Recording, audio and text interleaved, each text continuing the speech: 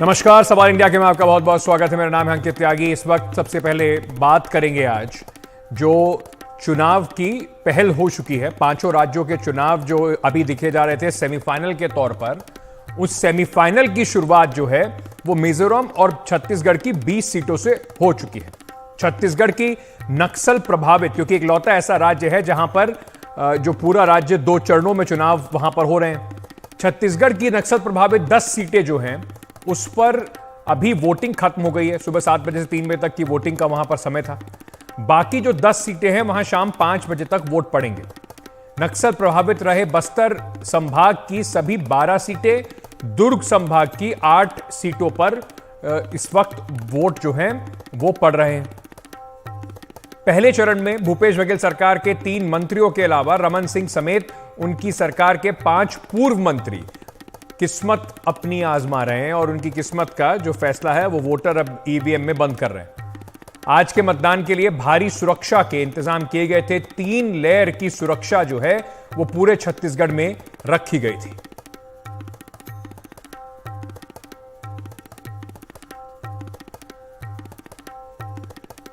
आज वोटिंग से पहले हमारे सहयोगी सुनील प्रभु ने पूर्व मुख्यमंत्री रमन सिंह से बात की। उन्होंने क्या कहा वो भी आपको सुनवाते हैं। पहले आज हमने भगवान से काली माँ के दरबार में आया, शीश झुकाया और काली माँ से प्रार्थना किया कि छत्तीसगढ़ में पूर्ण बहुमत की भारतीय जनता पार्टी की सरकार बने और भारतीय जनता पार्टी आने वाले समय में सुशासन देगा और शांति और समृद्धि विकास की दिशा में आगे बढ़ेंगे। सर, आपने पूरा कैंपेन किया है पूरे छत्तीसगढ़ में और भी करेगा। आपका क्या मुद्दा है इस बार से लोग? मुद्दा विकास का मुद्दा है, भूपेश बघेल का करप्शन का मुद्दा है, विकास को रोकने का मुद्दा है। और इस बार are you sure that you will be able to get a better majority in Rajnandgaon? 100% Rajnandgaon ही नहीं, पूरे छत्तीसगढ़ में पूर्ण बहुमत के साथ सरकार बनेगी। और आप लीड करेगा छत्तीसगढ़? इस बार सर्वाधिक वोटों से राजनांदगांव में पिछले 3 चुनाव से ज्यादा वोट से जीतेंगे। और एक आप मुख्यमंत्री बनेगा सर इस बार? अब ये तय विधायक दल होगा। क्या सर? विधायक दल की बैठक में तय होगा।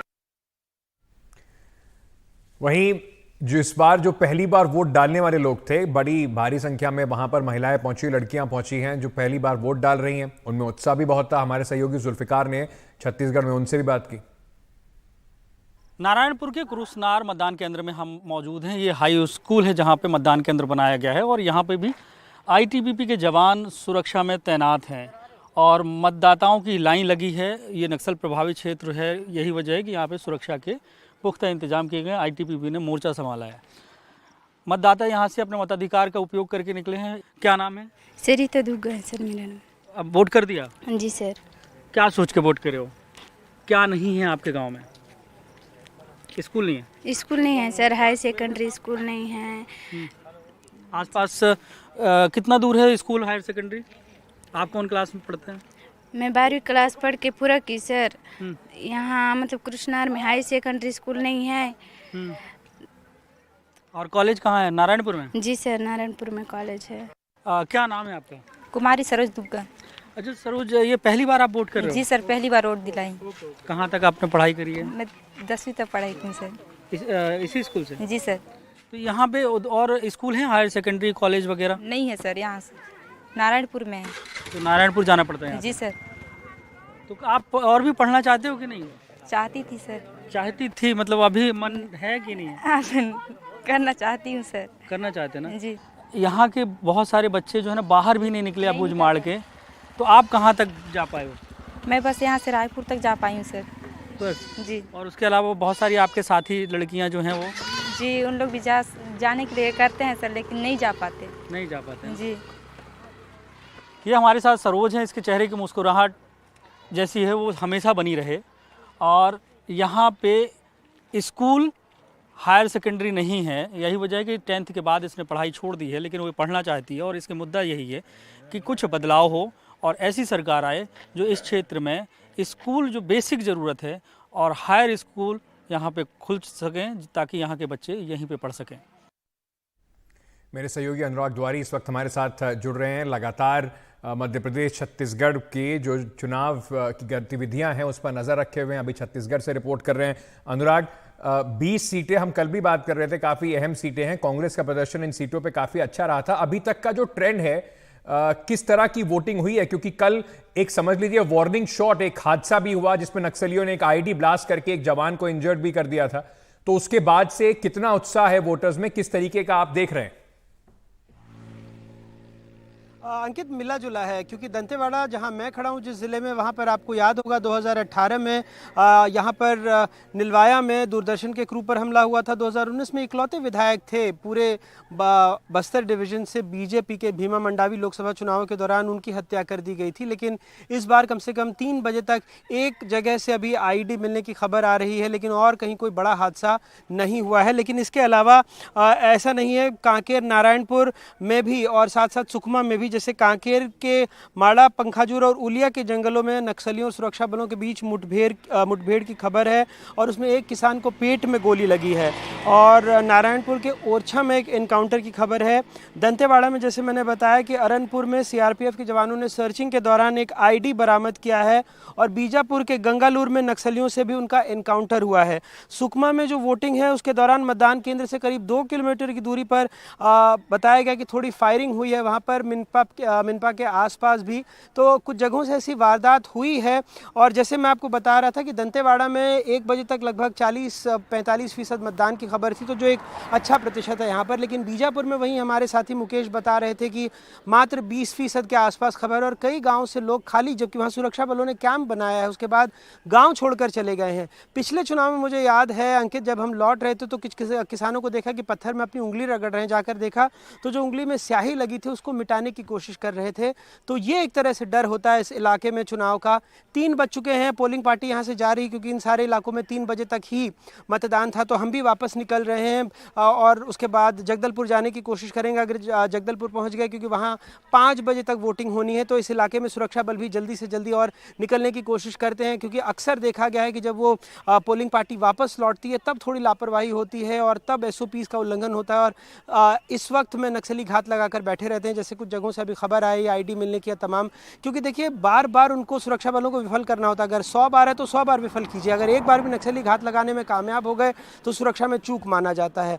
तो एक बड़ा इलाका है, 60,000 से ज़्यादा सुरक्षा कर्मियों की तैनाती हुई थी, जिसमें 40,000 CAPF यानी सेंट्रल आर्म्ड पुलिस फोर्सेस के जवान थे, और इसके अलावा जो अलग अलग राज्यों की सैन्य पुलिस है, आर्म्ड पुलिस है, उसके लोग भी यहाँ पर तैनात हुए थे। तो कमोबेश मोटा मोटी हम कह सकते हैं कि मतदान अभी तक शांतिपूर्ण हुआ है। कुछ छिटपुट घटनाएं ज़रूर हुई हैं, एक किसान को भी थोड़ी गोली लगी है और कहीं पर आईडी विस्फोट भी हुआ है, गोलियां चली हैं, लेकिन कोई बड़े पैमाने पर हताहत नहीं हुआ या चुनाव प्रक्रिया में बड़ा व्यवधान नहीं हुआ है। अंकित, बहुत बहुत शुक्रिया अनुराग हमारे साथ जुड़ने के लिए।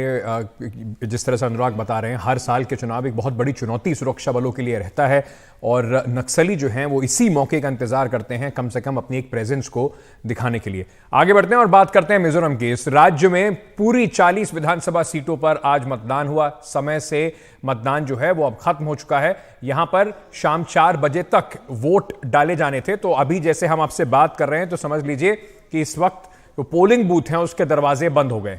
जो लोग अंदर हैं सिर्फ वही वोट अब डाल सकते हैं, उसके बाद बाहर से कोई किसी की एंट्री नहीं हो सकती।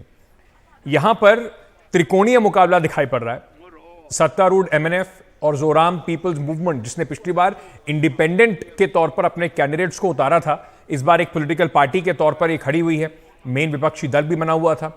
कांग्रेस भी यहां पर इस बार दमखम लगा रही है, क्योंकि कांग्रेस के लिए नॉर्थ ईस्ट में, पूरे पूर्वोत्तर में मिजोरम से उन्हें कहीं ना कहीं अपने रिवाइवल की उम्मीद जरूर है।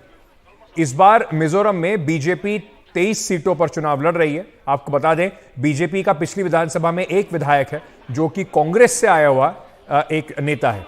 वहीं बीजेपी के अलावा इस बार मिजोरम में आम आदमी पार्टी भी पहली बार चुनाव मैदान में उतरी है। आम आदमी पार्टी ने 4 सीटों पर उम्मीदवार उतारे हैं।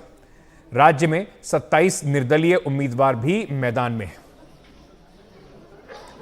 मिजोरम की राजधानी आइजॉल में मतदान के आखिरी घंटे में पोलिंग बूथों पर काफी जबरदस्त भीड़ दिखाई पड़ी। आपको बता दें, मिजोरम एक जो लिटरेसी रेट है यानी कि साक्षरता के तौर पर एक काफी इसमें एक बड़ी हाई परसेंटेज होती है। बहुत ज्यादा लोग यहां पर जो हैं शिक्षित होते हैं। वहां पर मतदान भी काफी बड़ी संख्या में होता है। हमारे सहयोगी रत्नदीप चौधरी ने इस पोलिंग बूथ पे जिस तरीके से लोग खड़े थे उन जायजा लिया, उनसे बात करने की कोशिश की। आपको जरा वो सुनवाते हैं। मिजोरम में अभी भी चुनाव जारी है और आप देख सकते हैं पोलिंग स्टेशन में अभी भी बहुत लोग बैठे हुए हैं, घंटों से इंतज़ार कर रहे हैं अपना जो मत डालने के लिए। और यहाँ पे जो लोग आप देख सकते हैं आए हैं, इस बार बहुत ज़्यादा उत्साह है लोगों के अंदर। तो पिछले बार जो 81% पोलिंग हुई थी, इससे भी ज़्यादा पोलिंग होने की गुंजाइश है। और इससे जो राजनीतिक दल हैं, क्षेत्रीय पार्टी जो है MNF या फिर ZPM, जो दो मेन क्षेत्रीय पार्टी है, उनको भी हौसला मिलेगा कि ये वोट उनके तरफ जाएगा। मगर अगर मिज़ोरम की इस बार चुनाव की बात करें तो 62% जो वोटर हैं वो यूथ हैं, यंग वोटर्स हैं 18 to 40 ईयर्स के बीच। और ये लोग फैसला करेंगे कि मिज़ोरम की कमान किसके हाथ में रहेगी। क्या जोरामथंगा के हाथ में फिर से रहेगी, वो चौथी बार मुख्यमंत्री बनेंगे, या फिर नई पार्टी ZPM को मौका मिलेगा, या फिर कांग्रेस को किसी तरह फिर से जो अंडरडॉग हिसाब में देखा जा रहा है कांग्रेस को, वो आगे निकल के आएगी। कैमरा पर्सन GD शंकर के साथ आइजॉल से रत्नदीप चौधरी, NDTV इंडिया।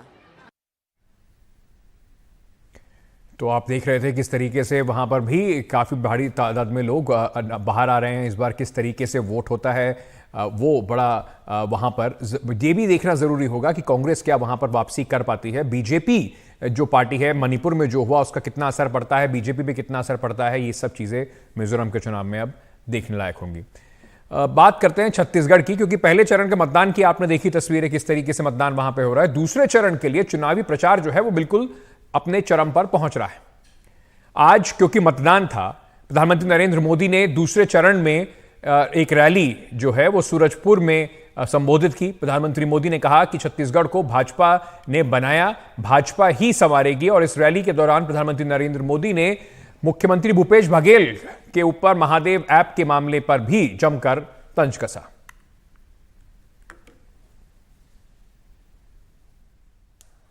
जब जब कांग्रेस सरकार में आती है तब तब देश में आतंकवादियों और नक्सलियों के हौसले बढ़ जाते हैं। जिस जिस राज्य में कांग्रेस सत्ता में होती है वहां अपराध का, लूटपाट का राज ही चलता है। और इसलिए भाइयों बहनों, हर किसी की सुरक्षा बहुत जरूरी है और इसलिए कांग्रेस को हटाना उतना ही जरूरी है। वहीं मध्य प्रदेश में 17 नवंबर को मतदान होना है। इससे पहले वहां पर जो किसान हैं उनकी क्या राय है, क्योंकि किसानों को लेकर एक बड़ी रस्साकशी बीजेपी और कांग्रेस के बीच में चल रही है। कर्ज माफी हो या अलग अलग और वादे हों, ये सारी चीजें कितना ज्यादा फर्क पड़ेगा इस पर, इसको जानने के लिए हमारी सहयोगी मायरा शकील पहुंची एक सब्जी मंडी में और क्या क्या किसानों ने बताया आपको दिखाते हैं। कांग्रेस कहती है कि किसान नाखुश हैं, यहाँ पर खुश है। कर्जा माफी की बात हुई है। कर्जा तो ऐसे वोट मांगते हैं कर्जा लेने के लिए, कर्जा माफ कर दें, वोट दो हमें, बस ऐसा बोल रहे हैं। और क्या उसके बाद नहीं किया माफ, कहाँ किया? पिछली बार भी बोला था। जो आप बोल रहे हैं कि महंगाई का मुद्दा है, तो आलू प्याज में आप उसकी बिक्री करते हैं, तो आप बताइए क्या फर्क पड़ा है? आलू प्याज तो सस्ते बिक रहे हैं। हाँ। आलू प्याज तो सस्ते बिक रहे हैं। महंगा हुआ है? महंगाई क्या, दालें सब महंगी है, दाल चावल सब महंगे। और क्या, तो किसान के लिए कौन सी पार्टी सही है? किसान को तो बीजेपी सही है। बीजेपी लाट दे रही, सड़क बना रही, पानी दे रही। आप BSc कर रहे हैं, किसान भी हैं, किसानों के लिए सबसे बड़ा मुद्दा क्या है इस चुनाव में? चुनाव में एक तरीके से देखें तो किसान को चुनाव की वजह से मुझे लगता है कि जो फसलों का रेट है वो बहुत कम हो गया है, क्योंकि जो सरकार है वो आम आदमी की तरफ ज़्यादा देख रही है। उनको वोट चाहिए और वो सारी फसलों का रेट कम कर रहे हैं। अगर आप देखोगे प्याज का रेट अभी 8 दिन पहले 50 रुपये था, वही रेट आज 30 रुपये हो गया है। और जो सरकार है वो सब जगह स्टॉल्स लगा रही है प्याज डिस्ट्रीब्यूट करने के लिए। 2 के मतलब 25 रुपये किलो में वो प्याज दे रही है, तो किसान को क्या मिलेगा? अगर गवर्नमेंट उनकी प्याज निकाल के 25 रुपये में बेच रही है और अगर किसान के पास स्टॉक रखा हुआ है और वो ला रहा है मंडी में, तो उसको रेट नहीं मिल पा रहा है, व्यापारी उन खरीद नहीं पा रहे ना उससे, क्योंकि आगे बाजार नहीं हो रहे उनकी वजह से, वो 25 रुपये में बेच रहे हैं यहाँ। तो वहाँ पर 4-4 दिन से लाइन में लगे। अब किसान खेती करे कि यूरिया की लाइन में लगे, क्या करे? सिंचाई का टाइम है, गेहूँ चने का टाइम है, फसल रोपने का टाइम है, तो अब क्या करेगा किसान? किसान तो दोनों तरफ से मर रहा है ना तो इधर यूरिया मिल रहा है ना खेत में कर पा रही है। वहीं नेताओं के वादों के बीच में जनता क्या सोच रही है, चुनावी रेवड़ियों को लेकर जनता की राय क्या है, ये समझने की कोशिश की हमारी सहयोगी मारिया शकील ने इंदौर से। आपको सुनवाते हैं। ये फूल मंडी है इंदौर की, यहाँ पे ज्यादातर महिलाएं हैं। महिलाओं का इस चुनाव में सबसे बड़ा क्या मुद्दा है दीदी? हमारा मुद्दा ये है कि अभी फूल अभी से ही महंगे हो गए, तो महंगाई ज्यादा है और कुछ धंधे पानी कुछ भी नहीं है। पहले भी लोगों को बेचारे बहुत पीटे में, ये गणेश मंदिर में के भी गणेश जी बैठे थे, उसमें भी कोई गिराकी नहीं हुई। फूल बहुत महंगा था, 500-600 रुपए धड़ी था, क्या कमाएगा गरीब? रोशनी, मम्मी ने तो पूरा बता दिया। बस हम भी यही कहना चाहते हैं कि कम से कम सीमा में रहे और सीमा के बाहर ना जाए, सीमा से ही धंधा करे। इतना भाव इतना बढ़ा देते हैं कि हम कुछ कह ही नहीं सकते। 120 रुपए किलो गेंदा कर देते, फिर 120 रुपए किलो दी, हम लोग खरीदते आम इंसान, तो क्या भाव बेचेंगे? इस बार चुनाव में सबसे बड़ा मुद्दा क्या है महिलाओं के लिए? मुद्दा तो यही है कि महंगाई कम हो जाए, महंगाई नहीं बढ़े, रोजगार हो। हम लोग रोजगार करते हैं तो आमदनी होती नहीं है, महंगाई बहुत है। एक तरफ शिवराज सिंह चौहान लाडली बहना योजना की बात कर रहे हैं, दूसरी तरफ कमलनाथ जी हैं, वो बात कर रहे हैं, महिलाओं के लिए गारंटी दे रहे हैं, तो महिला किसके तरफ जा रही है? महिलाओं की तरफ। मेरा कहने का मतलब है, एक तरफ तो सरकार लाडली बहना के लिए 3000 रुपए योजना दे रहे, और एक तरफ इतनी महंगाई कर रहे कि टंकी 1200-1300 रुपए की टंकी दे रहे हैं हमारे को। तो हम कमाएंगे क्या? ना टंकी भरेंगे कि लाइट बिल भरेंगे? इतना यहाँ पे हमारी इतनी कमाई नहीं है। हम फुटपाथ पे बैठ के कमाते हैं यहाँ पे आके, और यहाँ पे नगर निगम वाले परेशान करते हैं। महंगाई इतनी, हम कमाएंगे खाएंगे कि इतना बिल भरेंगे कि टंकी भरेंगे? इतनी महंगी हर चीज महंगाई है। टंकी क्या? ये गैस की टंकी। हाँ, तो इतना हम कमाएंगे खाएंगे। मैडम इतने साल हो गए मेरे को, इतनी उम्र हो गई, मैं तो चूल्हे पे ही बनाती हूँ। टंकी महंगाई हो गई तो क्या करें? सिलेंडर। हाँ, गैस की टंकी है। हाँ, लेकिन गैस का जो सिलेंडर है वो तो मोदी सरकार ने दिया था सबको, महिलाओं को। हमको दिया ही नहीं मैम, ना हमारा गरीबी रेखा का भी कूपन आया तो नहीं दिया। सरकार तो जब तक के अभी इनको वोटिंग चाहिए, हम लोगों से, जनताओं से इनको वोट की जरूरत है। जब तक पूछ करेंगे, बाद में या भाजपा या बीजेपी कोई भी आ जाए, उसके बाद जनता की परवाह कोई नहीं करता। ये बोलते हैं सब लोग कि शिवराज सिंह चौहान ने महिलाओं के लिए बहुत किया है। क्या किया है? क्या किया है हमें बताया जरा, क्या करा है? बहुत सारी योजनाएं हैं। योजना से कुछ नहीं होता है, योजना तो बहुत सारी निकाल सकते हो आप लोग, योजना से कुछ नहीं होता। योजना दिए जाए, कन्याओं को दिया जाए। आप बोलते हो लाडली योजना, लाडली योजना का क्या मतलब होता है? आप लोग लाइन में लगवाते हो, महिलाएं जो सुबह से जाती है शाम को घर आती है, इसको लाडली योजना बोलते हो आप लोग? महिला पीटी होती, बाल पकड़ा पकड़ी हो जाती लाइन में।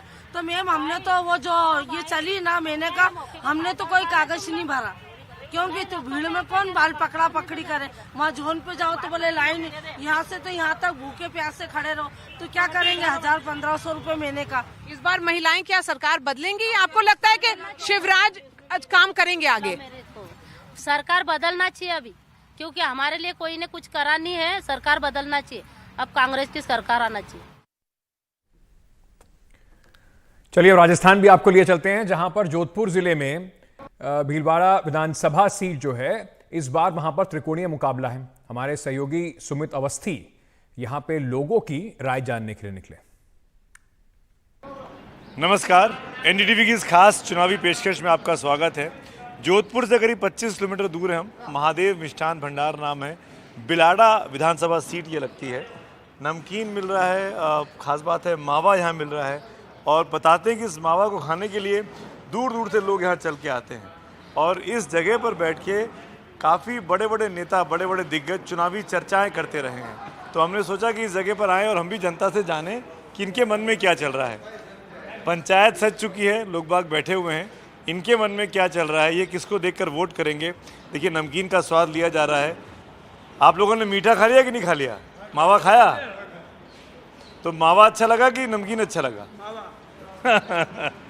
मावा।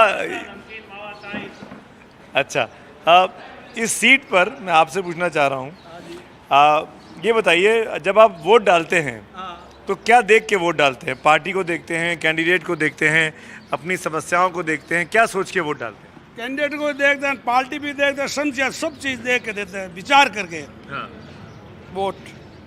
तो इस बार विचार में क्या चल रहा है, क्या सोच रहे हैं? मोदी जी की बीजेपी। उसकी वजह? उसकी वजह अच्छी है, देश को अच्छा करता है, देश को सुधार करता है। 300 सीटें हटाई, राम मंदिर बनवाया, और पहली जिन टाइम चुनाव तो राजस्थान का हो रहा है, राम मंदिर तो यूपी में बन रहा है। देखो सब सोचते हैं हम तो, उधर की सब सोच के वोट देते हैं, विचार तो सब करना पड़ता है। तो लोकसभा का चुनाव थोड़ी है, विधानसभा का चुनाव है। तो वही बात आगे होगी, वही बात आगे होगी, शुरुआत तो इधर से होती है। तो पिछली बार कांग्रेस जीत गया था यहाँ पे, वो देखो लहर थी, लहर में जीत जाती है। और ये तो जो चीजें वही है जो बाद में वही नहीं सब। आपके हिसाब से क्या चल रहा है राज्य में? बिल्कुल, मैं तो पिछली सरकार में हीरालाल जी का काम तो शून्य था, काम था ही नहीं।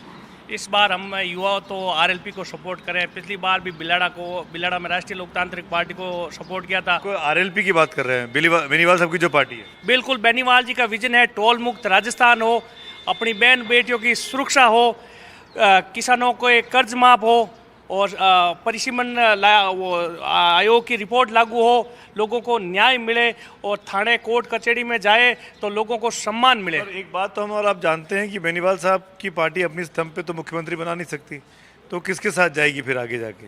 विधानसभा में किसका सपोर्ट करेगी? नहीं, आगे तो क्या पता नहीं, पर अब की बार किंग मेकर बेनीवाल जी की पार्टी रहेगी, आरएलपी।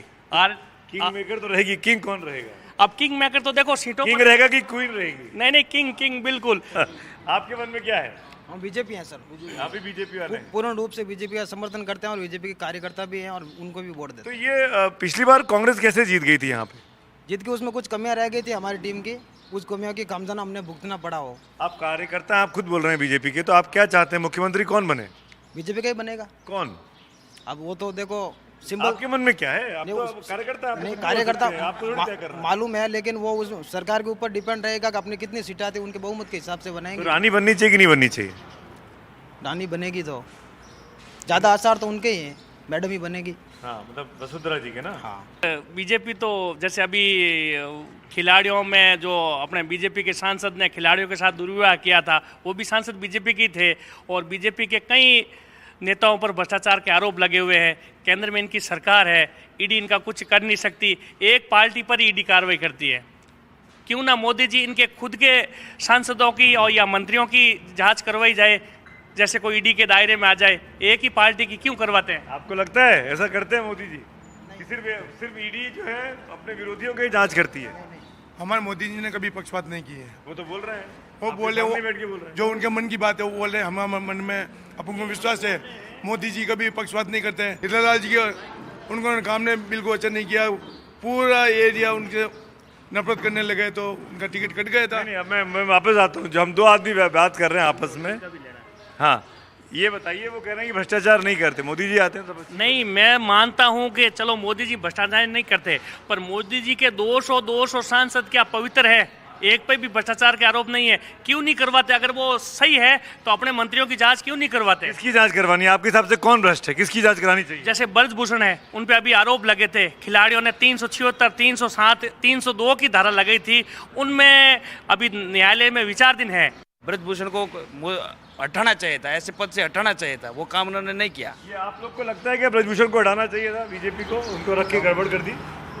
नहीं, वो तो पार्टी समझती है और पार्टी के हिसाब से डिसीजन लेती है। मतलब उनकी साख पर, पार्टी की साख पर बट्टा नहीं लगता है कि इस तरह के लोगों को साथ लेके चल रहा है? नहीं, वो तो गलत होता तो उनके ऊपर वो होता ना कार्रवाई। गलत ही नहीं किया उन्होंने, कह रहे ब्रजभूषण ने अभी थोड़े दिन पहले वो भौरी देवी। चलो ब्रजभूषण छोड़ो, हमारे शेखावत है, जोधपुर से आते हैं। संजीवनी सोसाइटी के अंदर लोगों ने, किसान परिवार ने पैसे इकट्ठा करके जमा करवाए हैं, हजारों करोड़ों का घोटाला हुआ है, वो सही हुआ क्या? वो भी तो सांसद है ना बीजेपी के, और वो भी मोदी के नाम पे वोट मांग रहे हैं। मोटे तौर पर 3 बड़ी पार्टियां हैं इस सीट पर बिलाड़ा में। कांग्रेस का खैर सिटिंग विधायक है, लेकिन सिटिंग विधायक को पार्टी ने बदल दिया इस बार। बीजेपी के लोग भी हमको दिखाई दे रहे हैं, आरएलपी के लोग भी दिखाई दे रहे हैं, जो कि बेनीवाल साहब की पार्टी है। इस इलाके में काफ़ी धीरे धीरे करके मजबूत हो गई है, कई जगहों पर काफ़ी इन्फ्लुएंस रखती है पार्टी। कांग्रेस के नेता यहाँ पर, ये जो बिलाड़ा है, जोधपुर का रूरल का इलाका है, जोधपुर शहर से 25-30 किलोमीटर की दूरी पर हैं, इस सीट पर नहीं मिलता है। तो चुनाव की चर्चा शुरू हो गई है, चाय की चुस्कियों के साथ चुनाव की चर्चा चल रही है।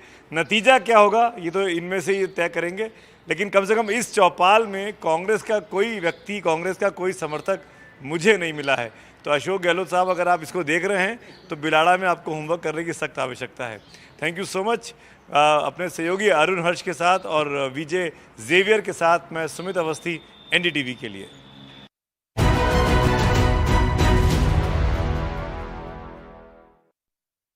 विधानसभा चुनावों के सबसे बड़े चेहरे ये बने रहेंगे या विदा होंगे?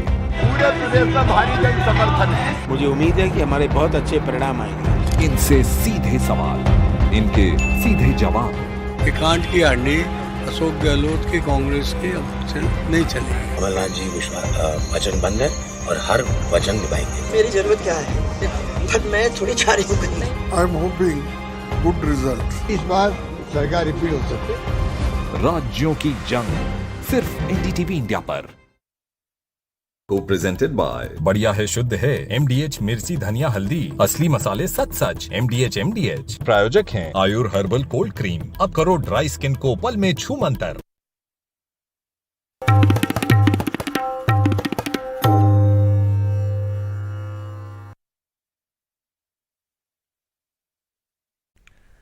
चलिए बात करते हैं बिहार की, जहां पर नीतीश कुमार सरकार का बिहार विधानसभा में एक बड़ा ऐलान हुआ है। बिहार में आरक्षण का दायरा बढ़ाकर 50 से 65% करने का प्रस्ताव रखा गया है।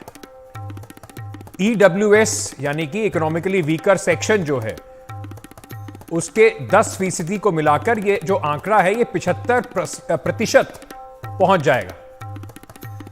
जातिगत सर्वे के बाद नीतीश कुमार ने यह प्रस्ताव रखा है।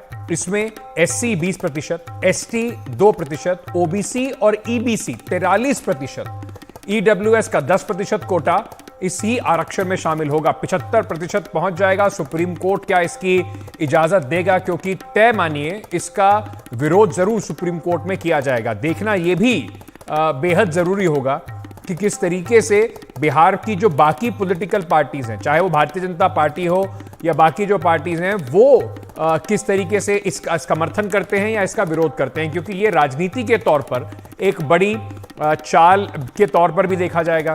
जैसे कि बीजेपी कई बार ये बात कहती रही, थोड़ा आनाकानी होती रही जो OBC सर्वे है उसको तो लेकर, लेकिन विधानसभा में जब ये प्रस्ताव आया तो बीजेपी इसका विरोध नहीं कर सकी। तो ये इस वक्त की बड़ी खबर आ रही है। 50 से बढ़ाकर 65, 10% उसमें और मिला दिया जाए। EWS का कोटा जो केंद्र सरकार ने निर्धारित किया है, तो उसके बाद 75% आरक्षण बिहार में लागू होगा। वहीं बिहार विधानसभा में शीतकालीन सत्र का दूसरा दिन है। आज जातिगत गणना पर आधारित आर्थिक सर्वे की रिपोर्ट सदन में पेश की गई। सर्वे में सामान्य वर्ग 25.09% गरीब है, ऐसा कहा गया। हालांकि पिछड़ा वर्ग 33.16% गरीब है। अत्यंत पिछड़ा वर्ग 33.58% गरीब है। गरीब को तो अनुसूचित जाति में अगर बात की जाए तो सबसे ज्यादा 42.93%, और वहीं अनुसूचित जनजाति में 42.7% गरीब लोग जो हैं, यानी कि गरीबी रेखा से नीचे रहने वाले लोग हैं। इस रिपोर्ट के टेबल होने के पहले मुजफ्फरपुर की एक रैली में केंद्रीय गृह मंत्री अमित शाह ने इसके आंकड़ों पर सवाल उठाया था। उन्होंने ये भी कहा था कि यह सर्वे जो है वो छलावा है। इसके आंकड़ों की में गड़बड़ी की बात भी अमित शाह ने कही थी। हालांकि जेडीयू ने गृह मंत्री अमित शाह के इन सवालों को गलत बताया।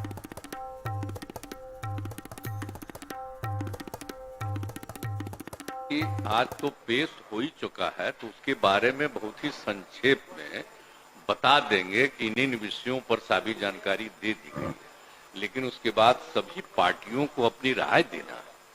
तो जो भी पार्टी के लोग बोल करके एक आदमी बोलेंगे कि एक आदमी बोले, या सुनिए ना, जो बोलेंगे तो उनको जितना बोलना है बोले ना, तो फिर क्या दिक्कत है। इसलिए कृपा करके पहले इनको मैंने जब भी रख दिए, लेकिन थोड़ा सा संक्षेप में ही, बहुत ही संक्षेप में थोड़ा बोल देंगे, लेकिन आप अपना पूरे तौर पर रख दीजिए। एक एक पार्टी की राय आ जाएगी सामने। माननीय संसद में सब देखिए, एक बात हम बता देते हैं, सुनिए ना। अरे काहे के लिए सबकी राय से न हुआ है भाई। दिल्ली में प्रदूषण से जो बढ़ता हुआ इस वक्त सबके लिए एक हेल्थ इमरजेंसी जो बन गई है, उस पर आज सुप्रीम कोर्ट ने सुनवाई की। सुप्रीम कोर्ट ने 5 राज्यों को आदेश दिया है कि जिन राज्यों में दिल्ली, पंजाब, हरियाणा, उत्तर प्रदेश और राजस्थान आते हैं, कि तुरंत पराली जो है उसे रोकने का, जलाने से रोकने का तुरंत आदेश दिया गया है। कहा गया है कि चीफ सेक्रेटरी और डीजीपी इस बात को सुनिश्चित करें पराली जलाने की घटनाओं में स्थानीय एसएचओ यानी कि जो पुलिस स्टेशन के अंडर में आता है वो जिम्मेदार होंगे। सुप्रीम कोर्ट ने पराली जलाने रोक लगाने के लिए उत्तर प्रदेश, राजस्थान, हरियाणा, पंजाब, दिल्ली समेत सारे राज्यों को कहा है कि आप केंद्र के साथ बैठक करें और जो निर्देश हैं सुप्रीम कोर्ट ने दिया है और उसमें सुझाव रखें और इस समस्या का समाधान ढूंढें। सुप्रीम कोर्ट ने यह भी कहा कि प्रदूषण को खत्म करने के लिए सब राज्यों को एक साथ मिलकर लड़ना होगा। लोगों को स्वस्थ हवा प्रदान करना सभी राज्यों की जिम्मेदारी है। राज्य सरकारों का प्रदूषण को लेकर जो है और भी गंभीर होना चाहिए। सुप्रीम कोर्ट ने यह भी कहा कि ऑड इवन जैसे जो ये पूरे मामले हैं या इस तरह की जो स्कीम्स हैं, ये सिर्फ अगर कहा जाए तो ये एक इमरजेंसी रिस्पॉन्स है, इनका एक बहुत बड़ा योगदान नहीं है। अब शुक्रवार को इस पर अगली सुनवाई होगी। तो सुप्रीम कोर्ट को ने इस मामले में अब दखल दिया है।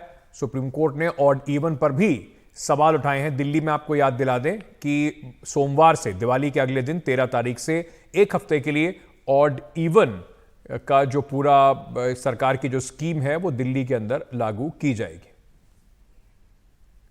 आशीष हमारे सहयोगी इस वक्त हमारे साथ जुड़ रहे हैं। आशीष, सुप्रीम कोर्ट की एक बार फिर से दखल दिया है पूरे पोल्यूशन के मामले को, और काफी इसमें जो बातें कही गई हैं महत्वपूर्ण बातें हैं। जी बिल्कुल, देखिए, लेकिन हम एक चीज़ जरूर कहना चाहेंगे कि पहली बार ऐसा नहीं है कि सुप्रीम कोर्ट ने ऐसी सख्ती दिखाई है। हम देख रहे हैं बहुत सालों से सुप्रीम कोर्ट इसी तरह की सख्ती दिखाता रहा है। सुप्रीम कोर्ट ने पहले भी सरकारों को चेताया था, लेकिन कभी भी इस मामले का हल नहीं निकला। जैसे ही सर्दियां खत्म होंगी, पोल्यूशन कम होगा, मौसम ठीक हो जाएगा और उसके बाद सुप्रीम कोर्ट भी सुनवाई बंद कर देगा और यहाँ पर सरकारें भी आराम से बैठ जाएंगी। इस बार सुप्रीम कोर्ट ने बहुत सख्ती दिखाई है, बुलडोजर का उदाहरण दे दिया है। जैसे संजय किशन कौल ने, उन्होंने कहा कि हल्के अंदाज में एक बात कहना चाहता हूँ कि हमारा बुलडोजर अगर चला तो फिर ये रुकेगा नहीं। इसका मतलब साफ तौर पर ये कह रहे हैं कि जब सुप्रीम कोर्ट जो सरकारें बुलडोजर चलाती हैं तो सुप्रीम कोर्ट ब्रेक लगाता है, लेकिन जब देश की सबसे बड़ी अदालत बुलडोजर चलाएगी यानी कोई आदेश जारी करेगी तो उसे रोकने वाला कोई नहीं है। एक चेतावनी है और कहा है तुरंत रुकनी चाहिए। अब कितनी रुकेंगी पराली जलाने की घटनाएं, किस तरह सरकारें आगे बढ़ेंगी, क्योंकि यहाँ राजनीतिक बयानबाजी पर भी सुप्रीम कोर्ट आहत दिखा, पंजाब सरकार को फटकार भी लगाई कि राजनीति से ऊपर उठिए। तो ये तमाम ऐसे सवाल हैं जिनके जवाब चाहिए। हमने देखा है कि साल दर साल इसी तरह के हालात होते हैं और सुप्रीम कोर्ट इसी तरह दखल देता है, सीरियसनेस को बताता है सरकारों को, कि तंत्र को एक बार फिर वो आगे बढ़ाता है, लेकिन उसके बाद फिर वही हालात हो जाते हैं जो हालात इस बार भी दिल्ली में हो गए हैं। जी, ये भी एक खबर बता दें, इस वक्त ब्रेकिंग न्यूज आ रही है। जो सांपों को लेकर जो पूरा एक मामला चल रहा था कि उसमें नोएडा पुलिस एल्विश यादव को उन्होंने नोटिस भेजा है। ये नोटिस तब भेजा गया जब कुछ दिन पहले 5 लोग, जो बताया जा रहा है कि एल्विश यादव के सहयोगी थे, इस तरह के उनके ऊपर आरोप लग रहे हैं। मेनका गांधी की एनजीओ ने इन लोगों को पकड़ा था, इसमें इनके पास से सांप बरामद हुए थे और जो सांप वेनम है वो भी बरामद हुआ था, जहर भी बरामद हुआ था। अब एल्विश यादव जो एक यूट्यूबर है, इन्फ्लुएंसर अपने आप को बताता है, उसको भी नोएडा पुलिस ने आखिरकार नोटिस भेजा है सवाल जवाब करने के लिए। मुकेश हमारे सहयोगी इस वक्त फोन लाइन पर हमारे साथ जुड़ रहे हैं। मुकेश, क्या ज्यादा जानकारी है कि नोएडा पुलिस के ऊपर सवाल उठ रहे थे कि अब तक एल्विश यादव से पूछताछ हुई क्यों नहीं है? देखिए, बिल्कुल नोएडा पुलिस पर बहुत सारे सवाल खड़े हो रहे थे कि आखिर जब एल्विश यादव का नाम इस पूरे केस में आया है और उन्होंने केस भी दर्ज कर लिया है एल्विश के खिलाफ, तो आखिर उसको पूछताछ के लिए क्यों नहीं बुला रहे हैं। तो आज नोएडा पुलिस ने नोटिस जारी कर दिया है और एल्विश यादव को नोटिस भेजा गया है कि वो जांच को ज्वाइन करें। तो उनको पूछताछ के लिए बुलाया गया है। आप देखना होगा कि पूछताछ के लिए वो कब पहुंचते हैं। वहीं जो नोएडा पुलिस है उसने राहुल नाम का जो सपेरा पकड़ा गया था उसको दोबारा से रिमांड पर लिया है और उससे अभी पूछताछ चल रही है, क्योंकि राहुल ने ही कहा था कि एल्विस यादव दिल्ली और एनसीआर में रेप पार्टीज करते हैं जिनमें वो सांप लेकर पहुंचता है और सांप का जहर लेकर पहुंचता है, और जो रेप पार्टी में विदेशी लड़कियां आती हैं वो इस स्नेक वेनम का इस्तेमाल करती हैं।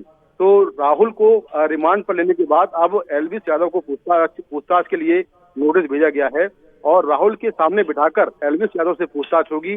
जहां जहां पर ये पार्टीज हुई हैं वहां की सीसीटीवी कैमरों की फुटेज नोएडा पुलिस निकाल रही है। पुलिस को कई जगहों पर पार्टियों के सबूत मिले हैं जहां पर ये रेप पार्टीज हुई हैं, तो वहां की सीसीटीवी कैमरों की फुटेज देखी जा रही है कि क्या उन पार्टियों में एल्विस यादव गए थे और उनका इस पूरे मामले में उनकी जो भूमिका है वो क्या है। क्योंकि जो शिकायत करता है इस मामले में गौरव गुप्ता, जो कि मेनका गांधी की एनजीओ पीएफई के टीम के हिस्सा हैं, उन्होंने ये कहा था कि एल्विस यादव से बात करने के बाद उनको राहुल का नंबर मिला और फिर राहुल से बातचीत हुई तो राहुल 9 सांप लेकर और 4 सपेरों के साथ नोएडा के सेक्टर 51 के बैंक्वेट हॉल में पहुंच गया और साथ में वो 20 ml सांप का जहर भी लाया था। तो इस तरह से राहुल ने अपने बयान में कहा कि वो एल्विस यादव को जानता है और उनके लिए वो कई बार पार्टियों में स्नेक लेकर सांप लेकर पहुंचा है। तो कुल मिलाकर राहुल एक कड़ी है बीच की, लेकिन जो इस मामले में शिकायत करता है उन्होंने पूरी ऑडियो और वीडियो रिकॉर्डिंग की है इसको लेकर, जो कि सबूत के तौर पर पुलिस को दी है। तो अब एल्विस यादव जब पूछताछ के लिए आएंगे तो उनकी क्या भूमिका निकलती है ये देखने वाली बात होगी। साथ ही साथ एल्विस यादव जिस तरीके से सांप लेकर कई सारे म्यूजिक वीडियोस में और अपने वीडियोस में नजर आए हैं वो भी प्रतिबंधित है, उस पर भी कार्रवाई की मांग की जा रही है। मुकेश बहुत बहुत शुक्रिया हमारे साथ जुड़ने के लिए। अभी के लिए इतना ही। खबरों का सिलसिला एनडीटीवी इंडिया पर जारी है, बने रहिए हमारे साथ।